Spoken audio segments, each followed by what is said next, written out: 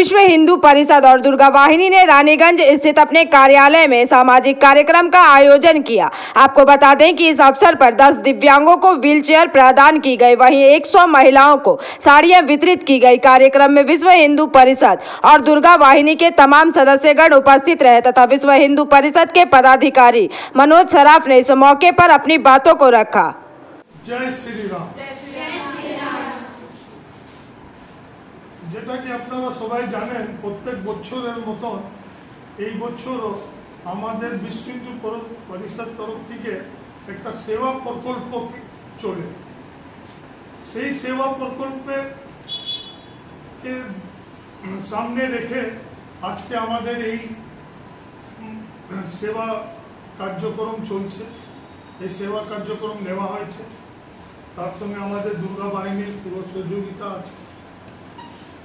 আজকে আমরা 10খানা যারা চলতে পারে না আর হুইল চেয়ার কিনতেও পাচ্ছে না, সেরকম 10খানা মহিলাকে আমরা 10টা হুইল চেয়ার আজকে প্রদান করছি। 100টা শাড়ি আমরা বিতরণ করছি আজকে। তার সঙ্গে একটা এডিশন করেছি আমরা তুলসী গাছ। এই তুলসী গাছটা লোকে জিজ্ঞাসা করছে যে এটা কিসের জন্য, তো এটা এই জন্য আপনাদেরকে মনে করাচ্ছি 4 দিন আগে যেভাবে 24 পরগনা কলকাতা মহেশতলাতে যেভাবে একটা তুলসী স্থানকে, যাকে আমরা তুলসী স্থান বলি, আমরা হিন্দিতে তুলসী মন্দির বলি, ওইটাকে যেভাবে ধ্বংস করার একটা পরিকল্পনা চলছিল আর চেষ্টা করেছে তাকে ধ্বংস করার, আর সেই জিহাদি মানুষরা যারা সনাতন ধর্মকে মানে না, যারা সনাতন ধর্মের বিরোধীরা, তারা ওটাকে ধ্বংস করার চেষ্টা করছিল।